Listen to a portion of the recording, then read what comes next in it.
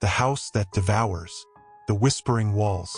When the Larson family arrived at 314 Ashwood Lane, the sky was a dull gray, and the air had a peculiar weight, as though it carried secrets too heavy to be released. The house, a sprawling Victorian mansion with its weathered facade and imposing gables, seemed to loom over the cul-de-sac like a brooding gargoyle. Claire Larson, her husband Mark, and their twin daughters, Sophie and Emma, stood at the edge of the overgrown lawn. Claire couldn't shake the feeling that the house was watching them. She chalked it up to exhaustion from the move. The neighbors across the street peeked through their curtains, whispering, but no one came to welcome them. The house had been vacant for years. No one knew why families left so abruptly, leaving behind furniture, clothes, even half-eaten meals on the table. Mark had laughed when Claire mentioned it. A great deal is a great deal, he had said. But now, standing in front of it, Claire wasn't laughing. Inside, the air was stale, carrying the faint scent of mothballs and something metallic. The wallpaper peeled in long, curling strips, and the wooden floor creaked with every step. It was when Sophie leaned against the wall and whispered, "It feels warm, Mom," that Claire's unease grew sharper. Walls weren't supposed to feel warm. The basement door. By the second night, things were already strange. The family tried to settle in, but the house refused to let them forget its presence. It started with little things. Lights flickering when no one touched the switches, doors refusing to stay open, and the sound of faint footsteps above them in the middle of the night. Claire told herself old houses creak. It's just the wind. But the sound wasn't random. It was deliberate, rhythmic, like someone pacing. The third night, Mark found it. A door in the kitchen floor that hadn't been on the blueprints. It was heavy, made of iron, and covered in layers of chipped red paint. A padlock hung from it, rusted shut. "Let's just leave it," Claire said, her voice tight. But Mark was already at it with a crowbar. The lock shattered with a loud snap, and the door creaked open, revealing a steep staircase descending into the darkness. Mark shined a flashlight down, revealing a dirt floor and old stone walls. A sour, acrid smell rose to meet them. Sophie and Emma peeked over the edge, giggling nervously. "Is it a dungeon?" Emma asked. "It's just a cellar," Mark replied, though his voice was tight. He didn't go down that night. No one did. The empty room. 2 nights later, Claire woke up to the sound of humming.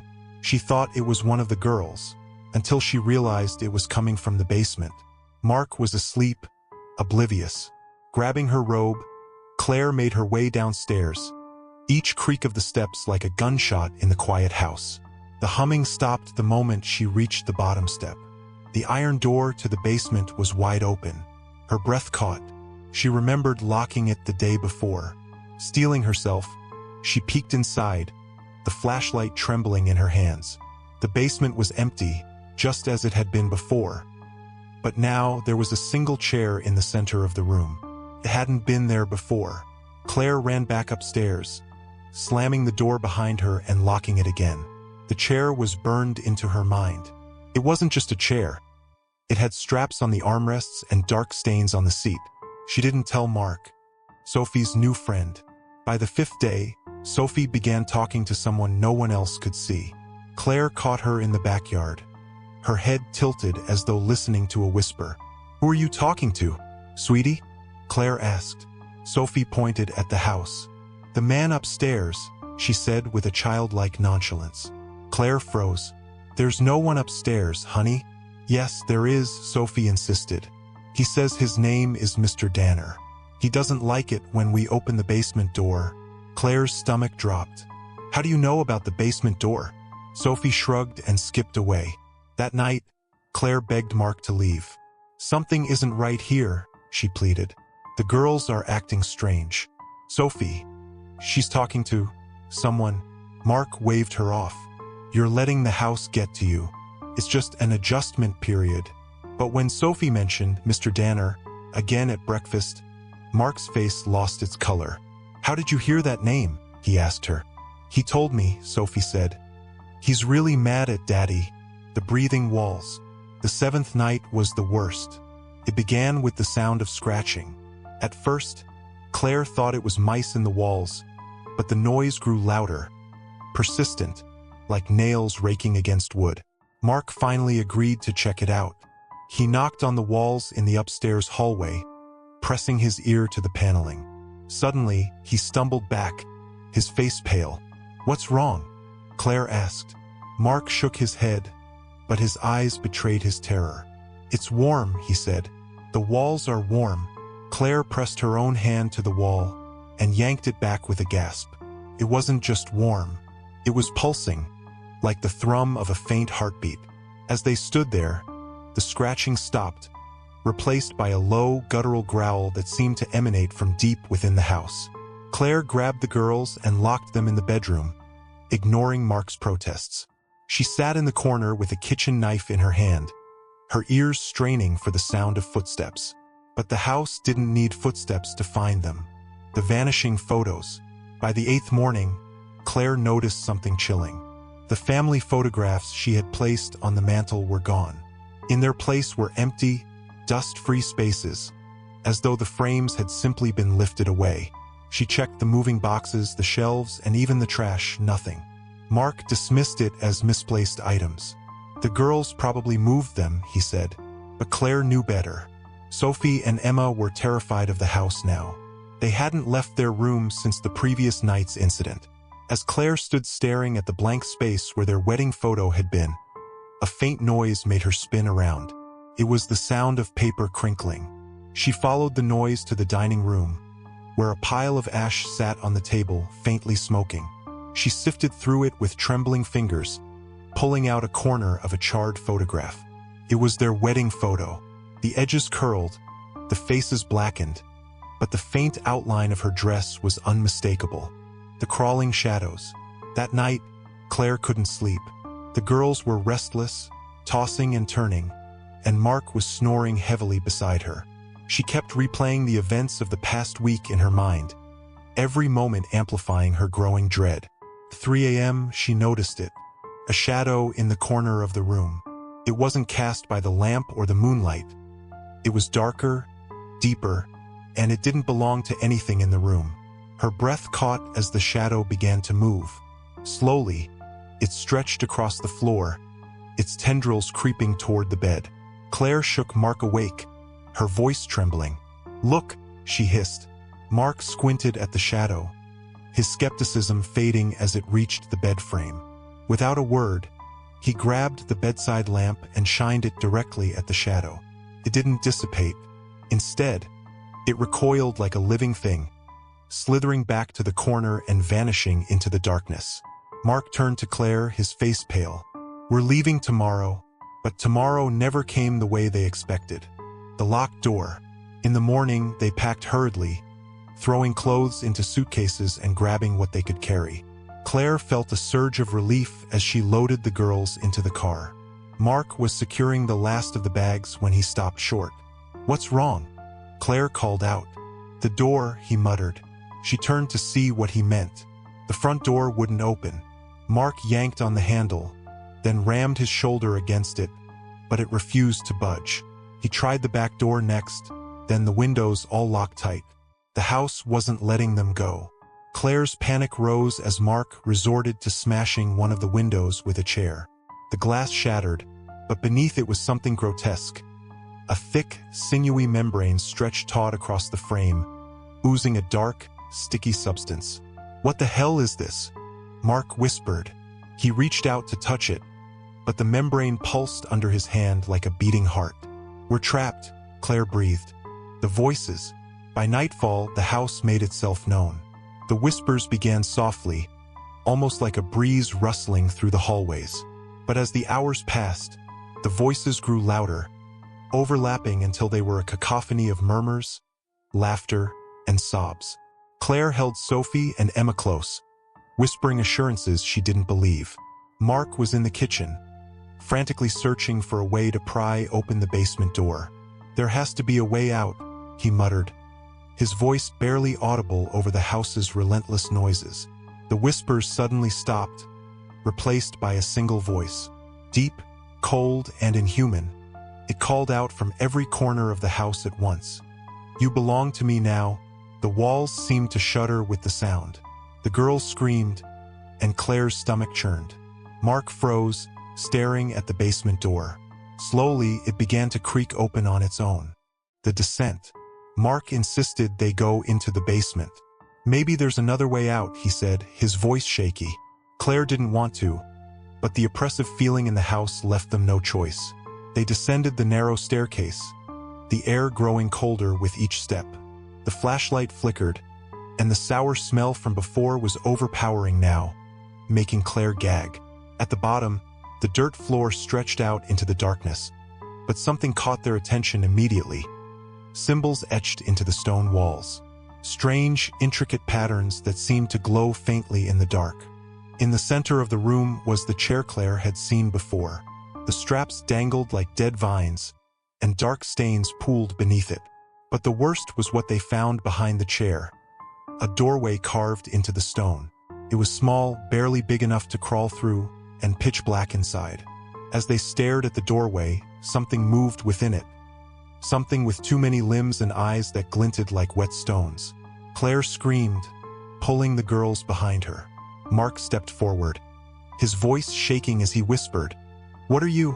The thing didn't answer. It only smiled. The thing in the dark. Mark stumbled back, his flashlight shaking as he pointed it toward the creature lurking in the doorway.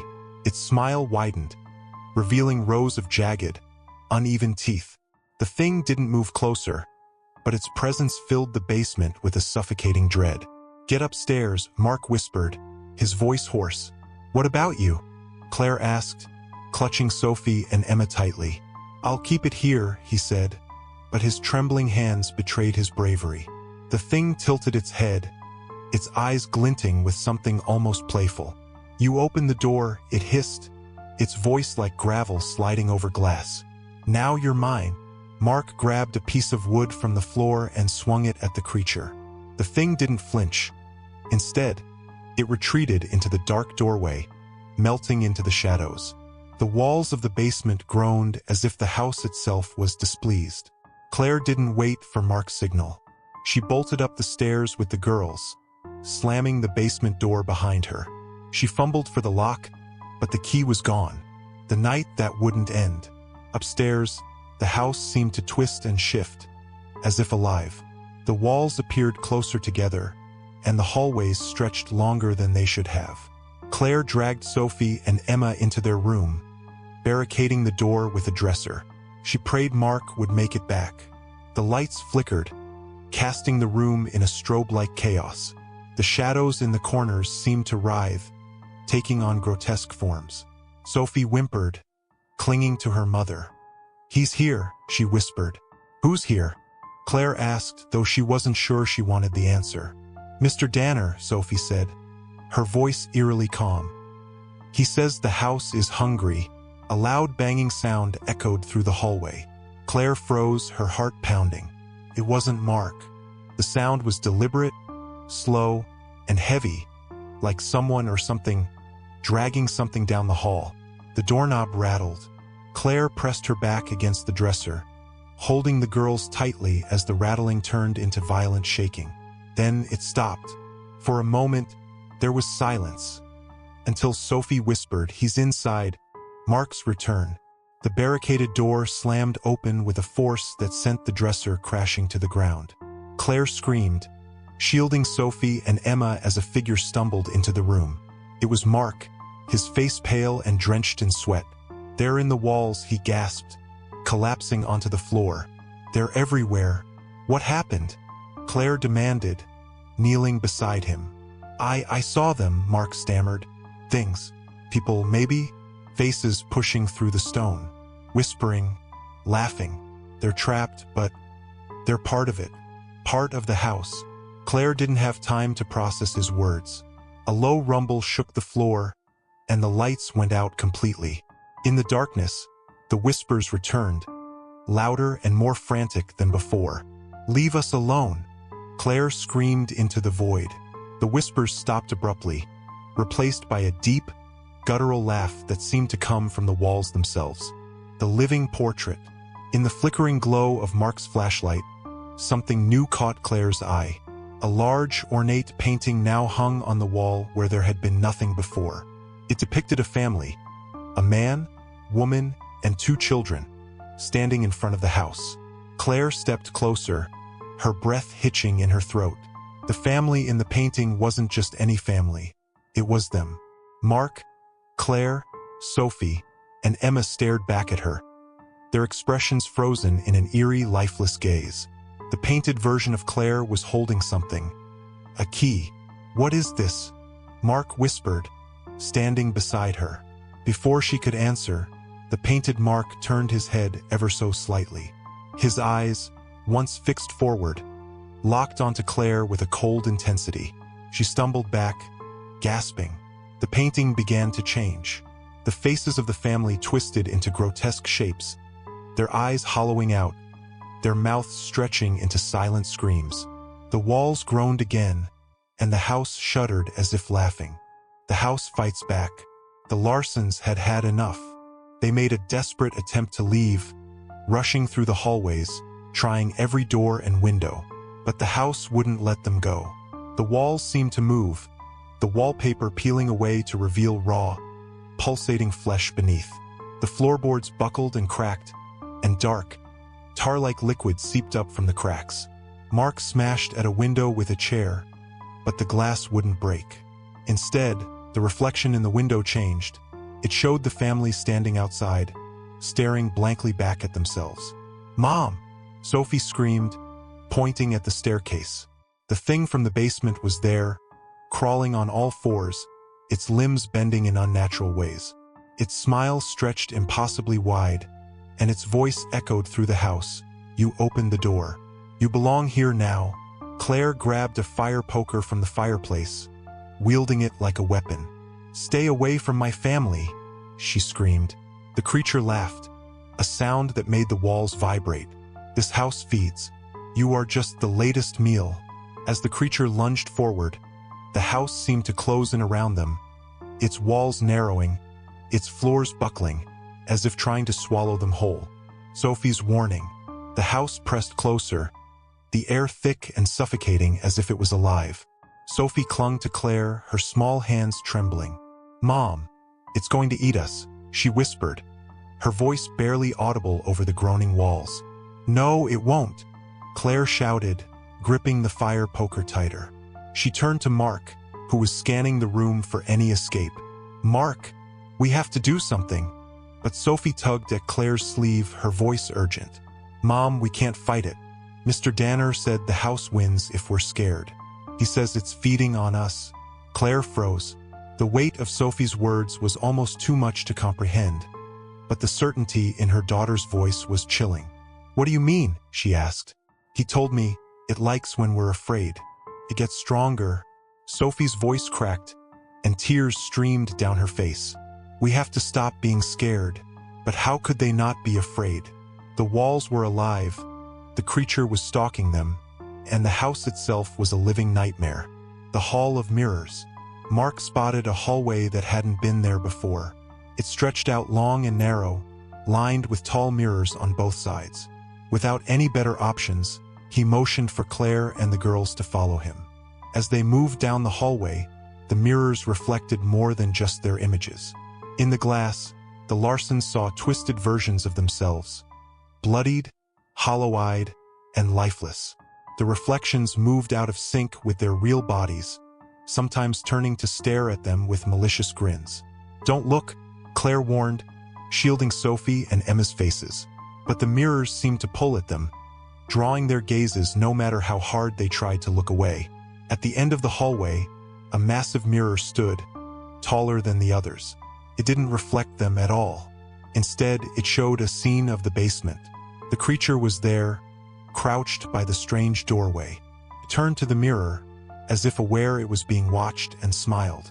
The mirror cracked, spiderweb fractures spreading across the surface. A cold wind rushed through the hallway, extinguishing their flashlight. In the darkness, Claire heard Sophie whisper, "It's coming, the house's heart." When the Larsons reached the end of the hallway, they found themselves back in the basement, though none of them remembered descending the stairs. The chair was gone, and the glowing symbols on the walls pulsed like a heartbeat. Mark approached the strange doorway in the stone wall, peering into the impenetrable darkness beyond. "Maybe this is its heart," he murmured, running his fingers over the carvings around the frame. Claire pulled him back. "Don't touch it. We don't know what it'll do." But it was too late. The carvings lit up, casting the room in an eerie red glow. The ground trembled, and a sound like distant, muffled screaming filled the air. From the darkness of the doorway, the creature emerged again. This time it wasn't smiling. Its eyes burned like embers, and its voice was a guttural roar. "You should never have come here." The walls began to collapse inward, revealing veins and sinew beneath the wood and stone. The house was alive, and it was furious. The bargain. The Larsons backed into a corner as the creature stalked toward them. Its long, clawed fingers twitched, and its many eyes glistened in the red glow. Mark stepped forward, his hands raised. "Wait, what do you want from us?" he shouted. The creature tilted its head, its grin returning. "You have nothing to offer. You are the offering." "No," Mark said, his voice cracking. "Take me. Let them go." Claire's heart sank. "Mark, no." But the creature seemed intrigued. It leaned closer to Mark, sniffing the air around him. "1 for 3, it said. "A fair trade." Mark turned to Claire, tears in his eyes. "Get them out of here," he whispered. Before Claire could protest, the creature grabbed Mark and dragged him toward the dark doorway. "You should thank him," it hissed. "You'll live because he'll suffer." Mark looked back at Claire one last time before disappearing into the darkness. The glowing symbols dimmed, and the walls of the basement stopped pulsing. The house lets go. As soon as Mark was gone, the house seemed to shudder, almost sighing in satisfaction. The oppressive atmosphere lifted, and the basement door swung open, revealing the stairs to the main floor. Claire hesitated, clutching Sophie and Emma. "It's a trick," she muttered. But the girls pulled her toward the stairs, their small hands desperate. They stumbled out into the front yard, gasping for air. The night was eerily quiet, the house looming behind them, dark and still. The front door was wide open, but none of them dared look back. Claire held her daughters close, tears streaming down her face. "We're safe," she whispered, though the words felt hollow without Mark by her side. As they reached the edge of the property, Sophie turned to look at the house one last time. The windows gleamed faintly, as if the house were smiling. "Mom," Sophie whispered, "it's still hungry."